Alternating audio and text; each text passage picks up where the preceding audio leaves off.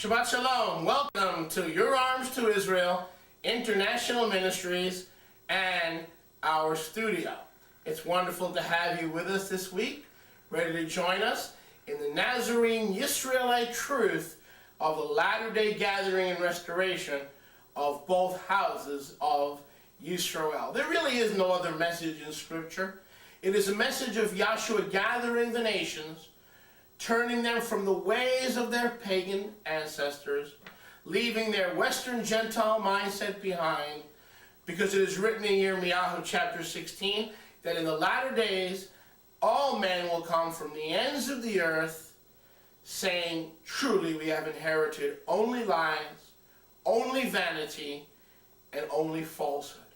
And in the latter days men will acknowledge their pagan foundation and will say, in that day, Jeremiah 16, Yirmiyahu says that they shall know, the nations, they shall know that I am Yahweh Elohim.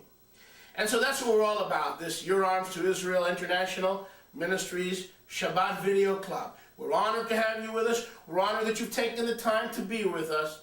And please feel free to share these wonderful messages that are anointed and pinpointedly, accurately guided by the Ruach HaKodesh. And as you stay with us through the months and through the weeks, you will see your most kadosh emunah, faith, being built up in the truth of the commonwealth. That's right, the commonwealth of Israel. Yahweh wants you and I to be equal heirs, equal partakers, equal citizens, drinking of that same commonwealth, because Yeshua is king of Yisrael, and certainly not of a separate non-Yisraelite entity. And so sit back and again, make yourselves at home and be comfortable with us, and we'll go right now, immediately, into today's special Shabbat service. Shabbat Shalom.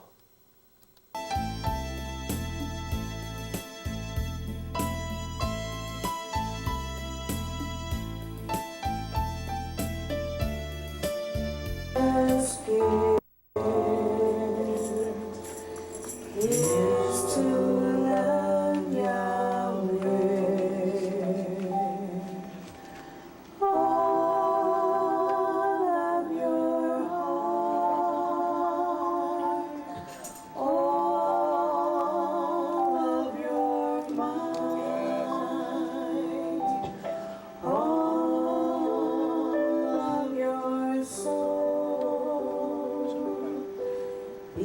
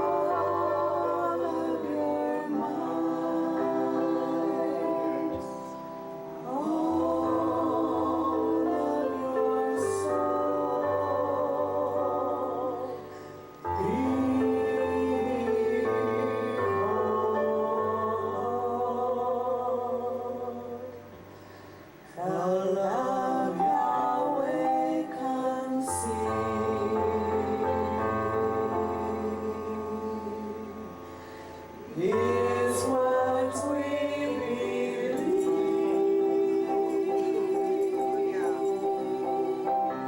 With all of our hearts, all of our might,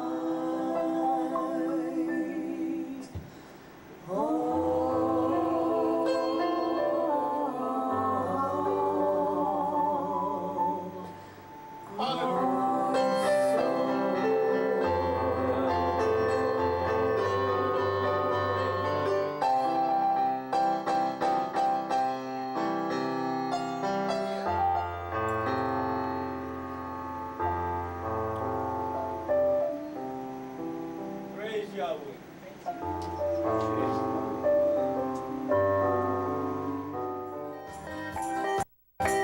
Og i Shalom aten baila Gam besimcha utzaga Tokemone yatigula Oi kala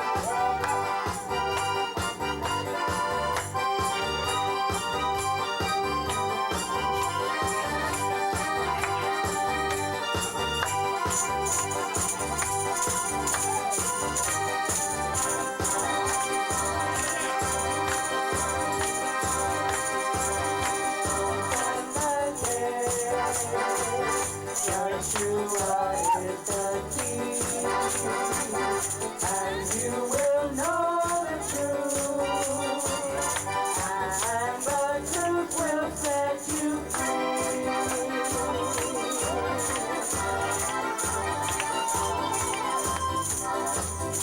He is the gate, Yah has prepared the way. Remove the stumbling stone, build up the highway.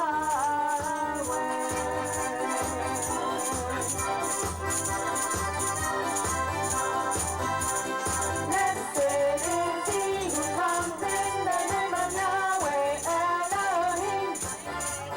Baruch haba Hashem Yahweh, Yahweh Elohim. Blessed is he who comes in the name of Yahweh Elohim. Baruch haba Hashem Yahweh, Yahweh Elohim. Agree with Baruch Hashem. Yahweh. How many have come to hear the word today? Well, that's always nice. Baruch haba b'shem Yahweh. No, man. That's me. Yes. Thank you. Bereshit 6, at least today it is. And let's pick it up here in verse 11. People say to me, well, Rabbi, you got to slow down because, I'm new to the Jewish stuff and the Jewish names. Right. But you know what? Okay. You've been in the sun for 2,000 years. It's time to come out of the sun and learn what Yahweh wants you to learn. Amen? That's right. Baruch Hashem Yahweh. Genesis, Bereshit, chapter 6. Okay. Amen. Amen. And let's pick it up in verse 11. Yeah. Today's Parsha. Again, about 3 months ago, I started preaching from the Parsha, meaning the portion for the week. The rabbis have an annual Torah reading schedule, and we started preaching from the Torah reading schedule, the Parsha, and we found our preaching has improved. I mean, there's only one way it could go, which was up. So it's got, because we're basing it on the Torah, and then we're going from there as opposed to just picking things. So I found it to be a lot more challenging and easier to put my thoughts together.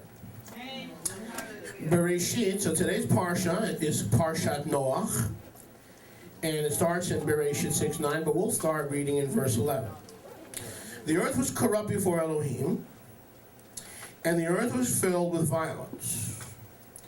And Elohim looked upon the earth, and see, it was corrupt. For all flesh had corrupted its ways away upon the earth. And Elohim said to Noach, the end of all human flesh has come before me. For the earth is filled with violence through them. You see, I will destroy them with the earth. The sages teach us that Yahweh brought the Mabul. Okay, I know that sounds like a dirty word, but it's not. Yahweh brought the Mabul, meaning the flood. Why did Yahweh bring the flood? Evil. Because man and humanity, their thoughts, their ideas, their ways were only evil, only wicked. Only wicked. Specifically, our sages teach us, as the scriptures, that sexual immorality was the core of the pre-Diluvian age.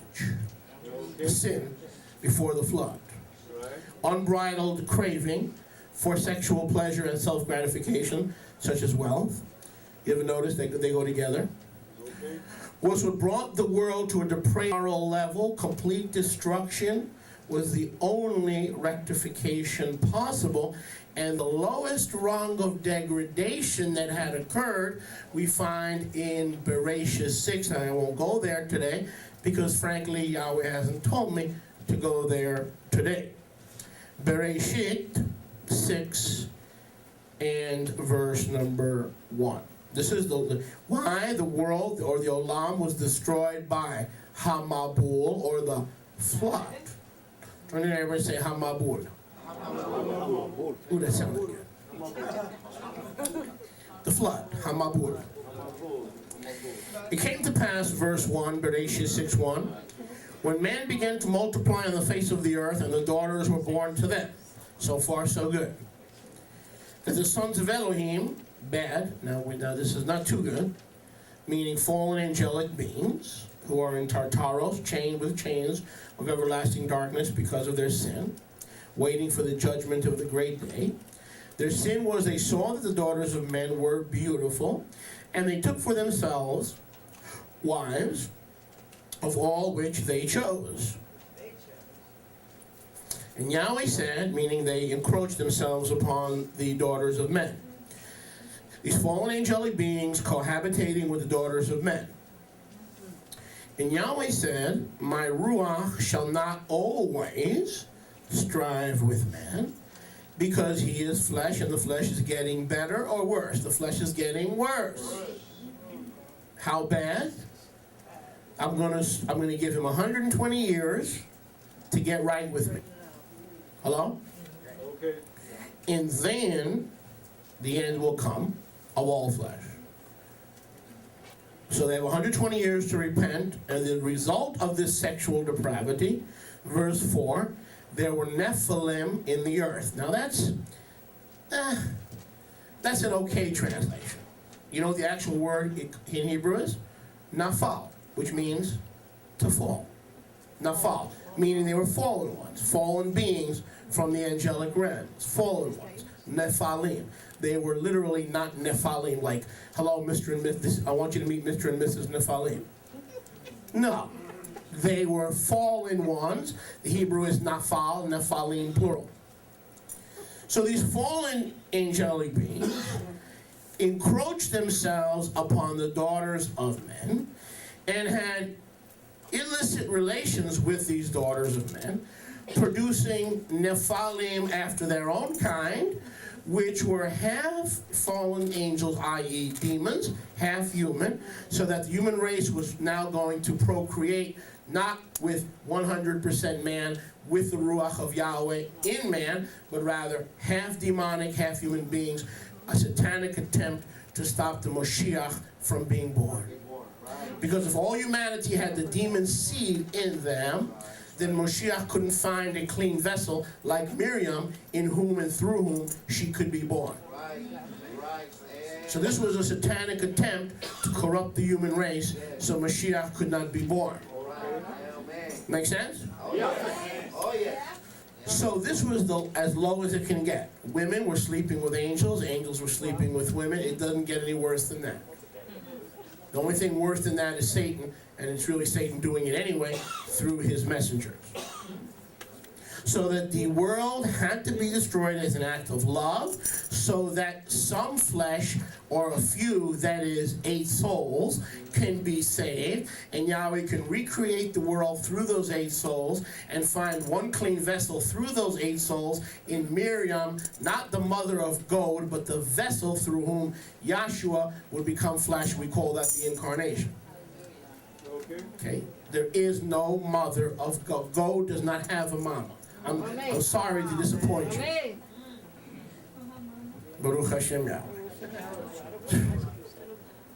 My goodness gracious. When we reflect upon the iniquity of this generation, we see it plain and clear. There's no mystery here. This is Pashat. This is big time Pashat. There's nothing to teach about. There's nothing to extrapolate. There's nothing to eisegete or exegete. We just accept it for what it is.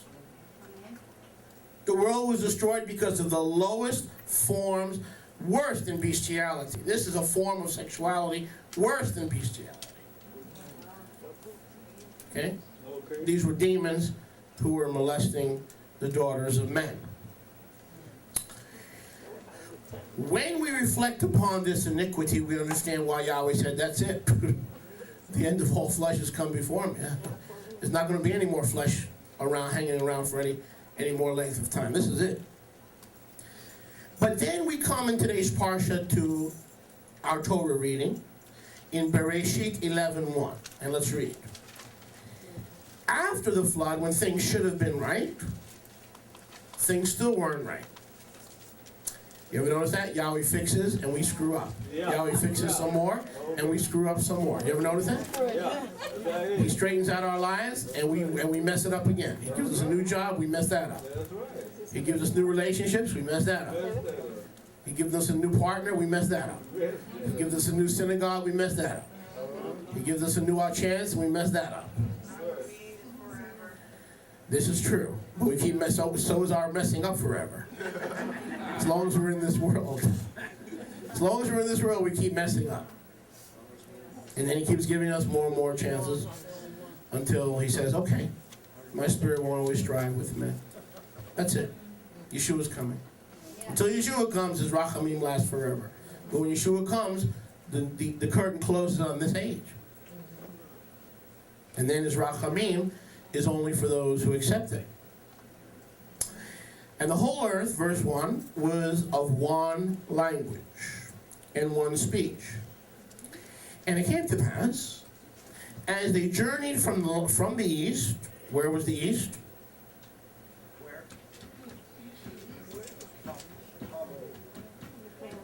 From Gan Eden, as man got further and further away from Gan Eden, from the Garden of Eden. Hello? Okay.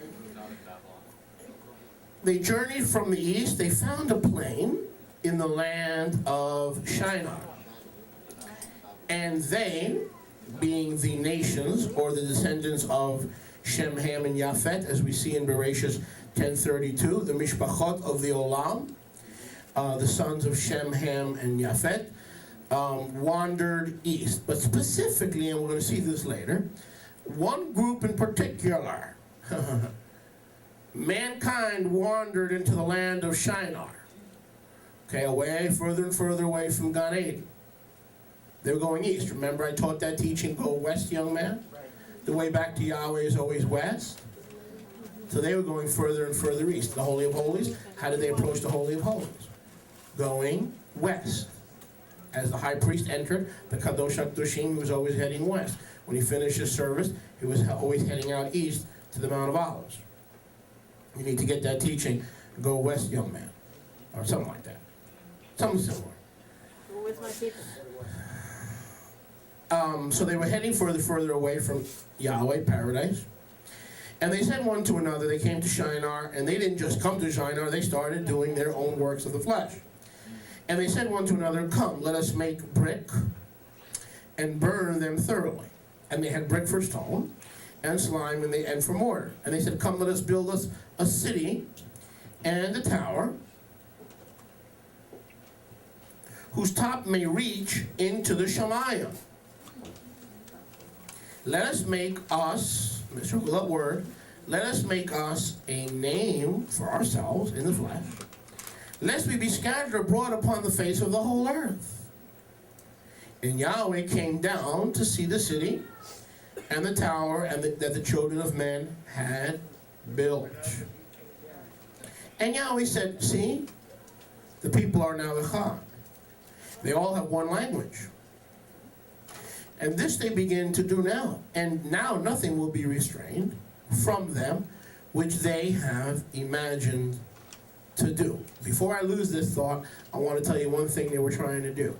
They were trying to go back and reach the angels with whom women had slept with before the flood. Before I lose that trend of thought. They were trying to climb up and find these sexual pleasures from heaven, and in order to relocate and get in touch with these beings that had molested the daughters of men. That was one of the reasons the Tower of Babel was built. But I'll get there more later. Come, let us go. Now Yahweh says in verse 7, speaking to the Son and to his power himself, come, let us go down. There's a Trinity, right? Wrong. No. That's the Father speaking to the Son. More of a twinity. But not really even a twinity. But if I'd rather wean you off of the Trinity into the twinity. Alright? Now we don't even teach a twinity. We teach echad. But I'd rather if I have to wean you off the twinity to get you into the twinity. Alright? I gotta wean you off the trinity to get you into the twinity. I'll do it that way if I have to.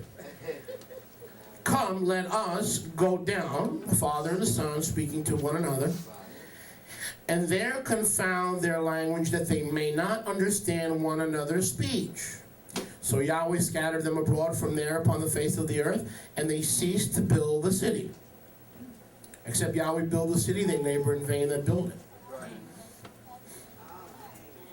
Or build the house. Therefore its name is called Babylon or Babel, because Yahweh did there confuse the language of all the earth. From there did Yahweh scatter them abroad upon the face of all the earth. And now this morning's Torah portion, I stopped there, but then I realized what I had done.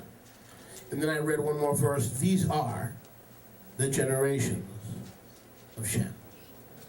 I read that for a purpose. Okay? Naturally, you think I would stop with verse 9. These are then the generations of Shem. At the Tower of Babel, we encounter a different corruption.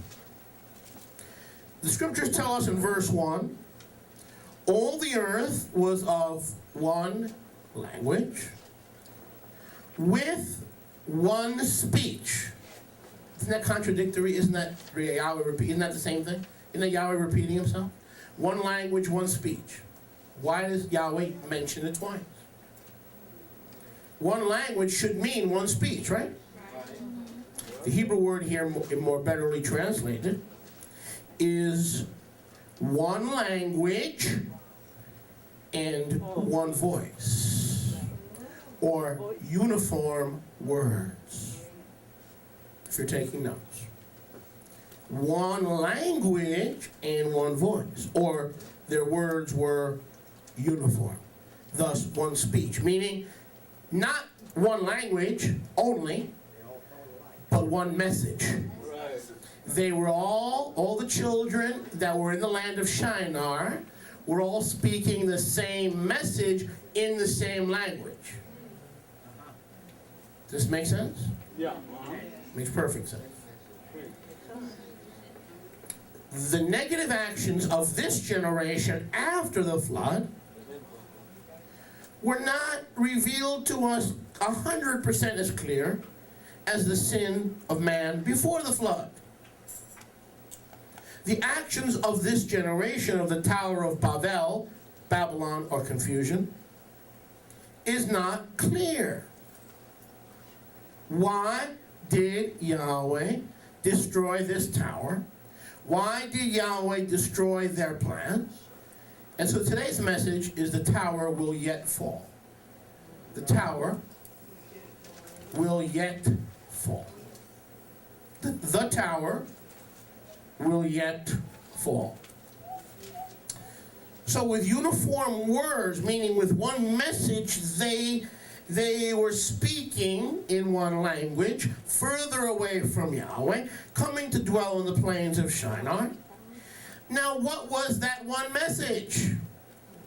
It says they were speaking in one language. What language was that before Yahweh confused the languages? Ivrit. Ivrit. But Yahweh confused the languages so that they were all speaking all kind of different languages, and then he stopped the building of the Migdal, the tower, the Migdal, and then he scattered the children of the tower. Again, this message, the tower will yet fall.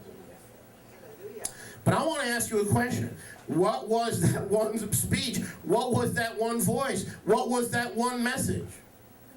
What were they doing that deserved Yahweh's judgment? We know what they were doing before the flood.